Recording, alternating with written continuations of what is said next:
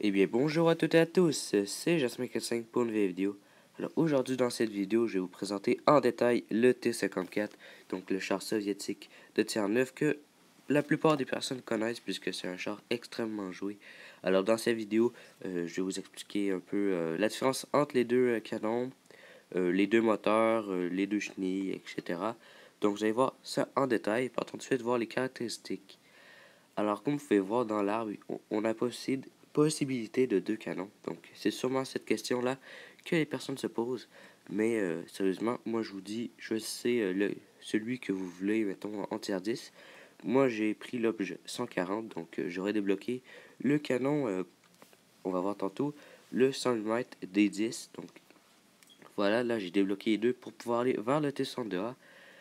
Et je vous dis donc décidez celui que vous voulez avec le char que vous voulez. Donc il possède 1600 poids de structure, un très bon blindage comme on a pu voir. Il a un poids de seulement 35 tonnes, donc il peut aller jusqu'à 56 km/h. Et il a une rotation de 48 degrés. Ensuite, les obus, les dégâts, désolé. Les dégâts, ben, c'est pareil pour les deux canons. Il y a seulement le temps de rechargement et la pénétration qui va changer. On va voir ça un peu plus en détail après. Alors, la tourelle est quand même très blindée puisqu'elle est courbée. Donc, elle est courbée. Donc, dans le fond, c'est un rond. En plus de son 200 mm. Et il n'y a presque pas de weak spot. Donc, ça va être très, très difficile de le percer. Alors, ici, on va voir le canon de 100 mm D54. Donc, le canon que je possède présentement. Alors, il fait 7 coups la minute, environ 8. Et il peut percer jusqu'à 219, jusqu'à 300. Ah, désolé. Il peut percer jusqu'à 274 avec l'obus normal et peut faire jusqu'à 387 de dégâts maximum. Alors ici on voit le deuxième canon, donc le 100 mm D10 T2C. Il peut faire les mêmes dégâts, seulement moins 18 de pénétration, donc ça donne 251 maximum, mais il fait 8 coups la minute.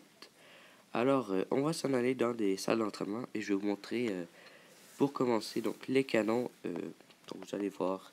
Alors ici je vais vous montrer le canon des 200 mm des 10. Alors vous voyez à quoi il ressemble. Et je vous ai montré l'autre au début. Alors partons tout de suite sur la salle d'entraînement pour un test de la tourelle mode 1949 et la tourelle mode 1946.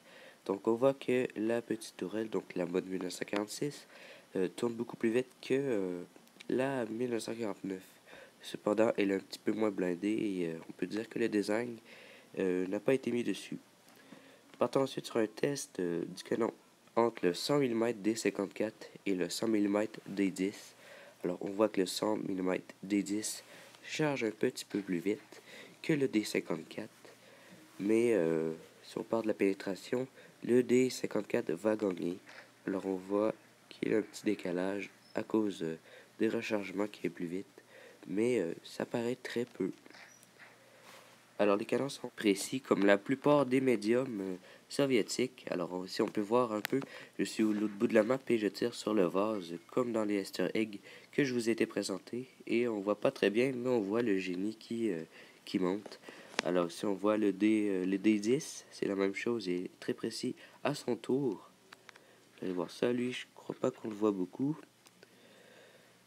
Nous on voit un petit peu monter, ouais. Alors ici un autre Easter egg pour vous montrer la précision. Ici avec le D54, voilà, on voit le sapin monter.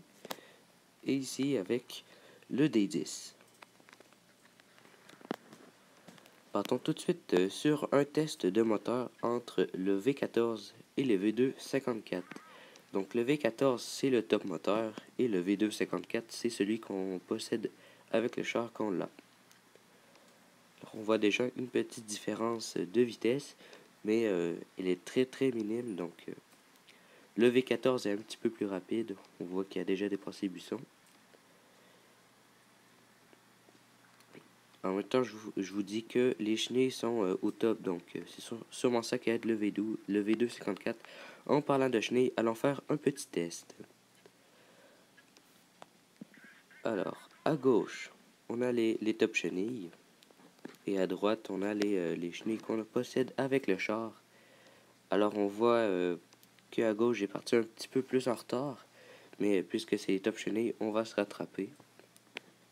Voilà, on arrive même en premier. Alors ici, je vous montre un extrait donc d'une bataille pour voir la mobilité du char et les canons. Donc ici, j'avais le D10, si je me trompe pas. Là. Et le char est parfait pour le picabou.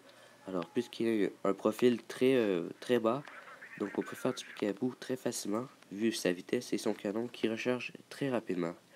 Par contre, le râtelier est très mal placé. Il est placé à ses côtés, donc il faut rester souvent devant. Comme vous allez voir dans l'extrait, je vais le faire à Mourac. Alors, j'espère que la vidéo vous aura plu. Si jamais elle vous avez aimé, n'hésitez pas à lâcher un like et à vous abonner. Dites-moi ce que vous en pensez dans les commentaires. Et on se revoit dans une prochaine vidéo. Ciao, ciao.